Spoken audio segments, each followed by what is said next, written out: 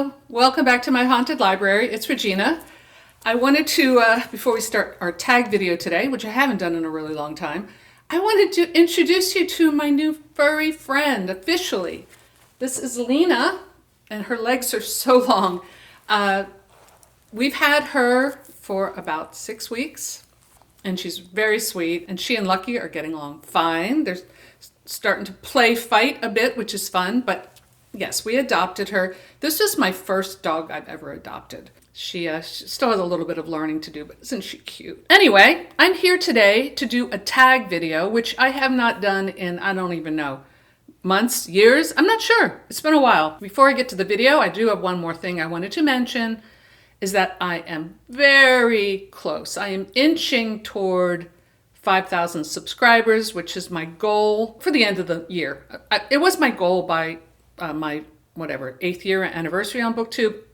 It's okay, didn't meet it, but I have over 500 videos and almost 5,000 subscribers. And I think that is something to celebrate. So if you're not subscribed yet, please do. And once I reach 5,000 subscribers, I'm going to be doing a massive giveaway that you can participate in if you're a subscriber. Only if you're a subscriber. Got to get a little tough. I still don't, after all these years, run ads on my channel, although YouTube may throw an ad on the beginning. And I don't think I ever will. So thanks for being part of my channel if you are a longtime subscriber, or if you're new, thank you. So on to the tag, and this is going to be a lot of fun. So I discovered this, as I discover a lot of things on BookTube, through Steve Donahue's channel. I really love Steve's channel. I can't keep up with all of his videos because he does like a couple a day, but I do try to check in maybe once a week. And I'm glad I did, because he had this great tag called If I Owned a Bookshop tag. This was created by Robert G., reader of books, and I'll link his channel below. I was not familiar with his channel, but of course I went over there and subscribed, and so should you. Well, we got to support each other on BookTube. So here we go. Now I have not prepared for these questions. I am doing it completely off the cuff. So we'll see what we come up with. Although I have to say, of course I'm going to digress again. This seems to be that kind of video. Every time I buy a bunch of new books that I don't need, or I go to the thrift store and find new books and haul them back, and I've got to buy another IKEA shelf for my library, I always justify it by saying, well, one day I'll open up a bookshop. So, it's a dream. All right, so number one, what will your operating hours be? Well, I would definitely have it open Saturday, not Sunday, but Saturday. We'll take Sunday and Monday off, and so Tuesday through Saturday, 10 to, I'm going to say 6, because people like to come in after work and browse, and yeah, I think those are good hours. It has to be open on a Saturday. That's when I think you would get the most customers, the most browsing, because especially this time of year, there's nothing like a rainy Saturday at a bookstore. Just saying. All right, number 2, music playing. This is a good question, because I don't think most bookstores that I remember and loved ever had music playing. I wrote this on my comment to Steve's video. I'll link Steve's video down there too, because he's always so great. And I don't know why at the end he says he's like a pariah on BookTube. Did I miss something? Did I miss some drama? Maybe. I don't know. I always love a good drama, if just to, distract me from worse drama going on in the world. So on my comment to Steve's video, I mentioned that my ideal bookshop that I've ever been in, and I loved it, and I was heartbroken when it closed, was the Gotham Book Mart in New York City. I lived in New York for a decade, and even before I lived there, I used to go to New York to visit. I didn't live too far away growing up, and always went to the Gotham Book Mart. That was a place, now it did move locations. When I lived in New York, it was on 47th Street, like in the Diamond District. And they had this iconic sign where wise men fish outside, I think is what it said. And it was where I got so many of my Edward Gorey signed copies, because Edward Gorey, here's the man himself, one of my favorites. Sorry, Lena, she's sleeping. Got his start at the Gotham Book Mart. He was featured by the bookstore owner, I forget her name, and there was a literary salon in the bookstore. The location I knew of was a basement location, and then upstairs there was like like a literary salon, and it launched the careers of very famous authors like Tennessee Williams, a lot of the like Algonquin writers, that era. And it was amazing, and it was great. And when you bought a book there, they wrapped it in brown paper and string. Okay? It's like old school.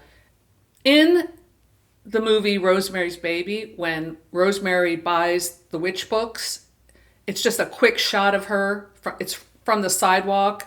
I'll try to find this still. I may have mentioned it on this channel before, but I'm a little obsessed with it.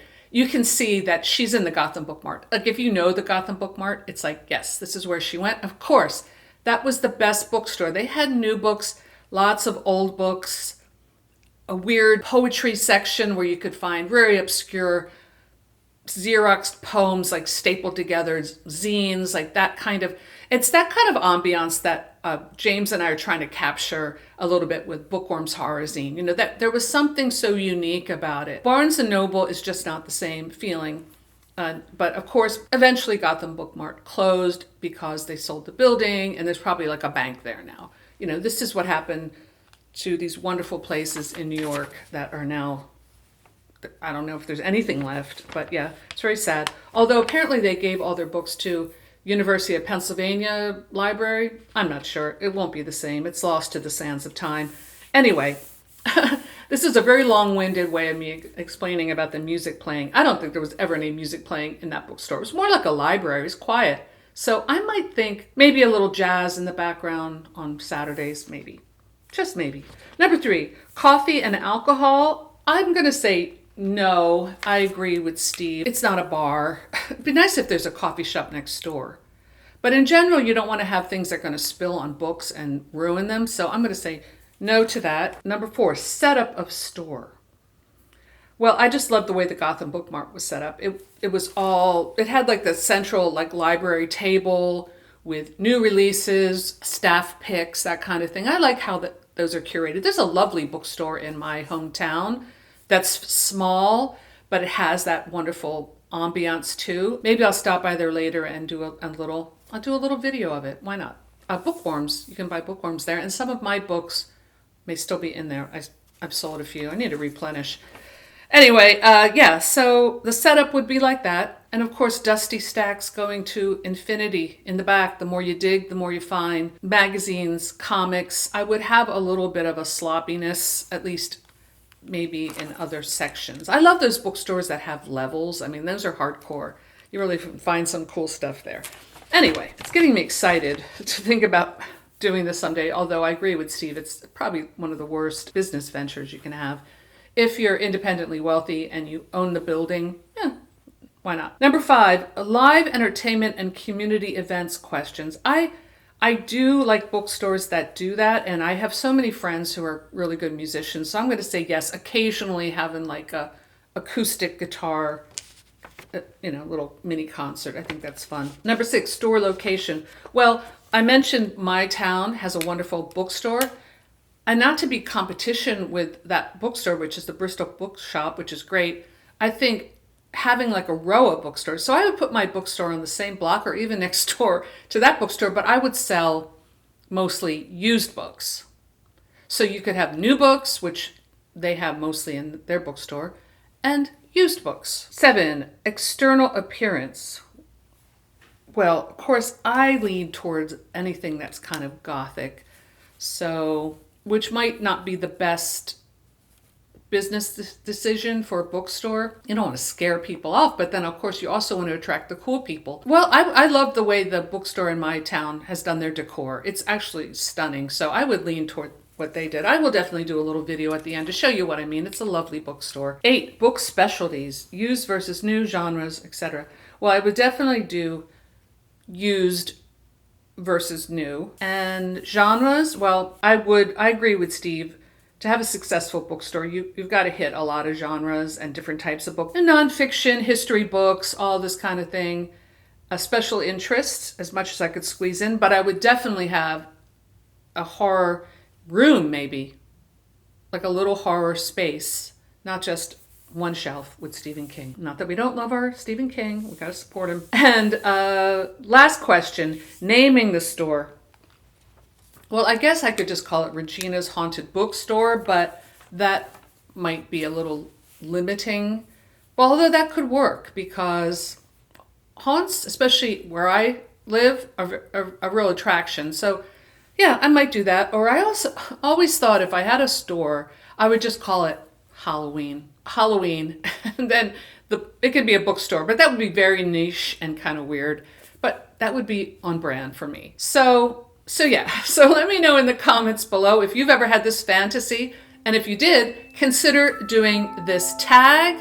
I would love to hear your thoughts.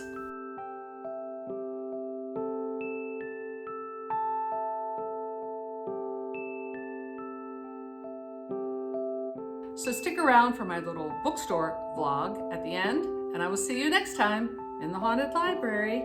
Bye! Okay, here I am visiting my bookstore. It's not my bookstore, but the bookstore in my town called Bristol Books and Bindery. It's a lovely store, and as you can see, they've done a great job with the window dressing, getting it ready for spooky season and Halloween reading, which we love to see. There's some events going on here. It's a really nice part of our small community. I've said to the owner, Elaine, who's a lovely lady, it feels like we live in Mayberry sometime because we all tend to know each other. It's a very small town. Lovely window from the back. We've got some cool like spider web drapings and this gorgeous ceiling. I love it with the chandeliers. It's so beautiful. And they do such a good job. And yeah, it's small, but it's packed. And there's our lovely Elaine, the owner. And we sell bookworms there, and also a few of my books. So you can stop by and pick up a signed copy of my books. Nice little seating section. And we've got staff picks. There's some board games here and some community events, including a book club. And I try to participate in that, especially because they're reading Frankenstein, which is one of my favorite books. So thanks for checking out my video and my vlog.